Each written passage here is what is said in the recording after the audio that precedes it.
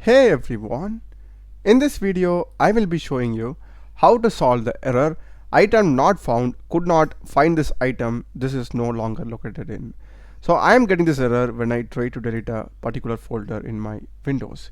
So I'll be showing you two solutions how you can delete this undeletable folder. So first solution is going to be you must have WinRAR installed, which is basically used to unzip and zip your files. So if you have WinRAR already installed, you're just going to right click on this particular folder and you'll be having this add to archive. Select it, and after selecting it you'll be having this option here, delete files after archiving. So just check this and click on OK. So this folder name is Y12 months. I'll just click on OK, and as you saw that right, that particular folder has been gone.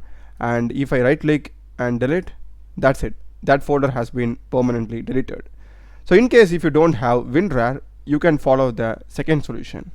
So for this one, just go to search and open your command prompt, and you are going to type this particular command. It's going to be rd space, you need to put the / yes space double quotes, and after this you need to put /?,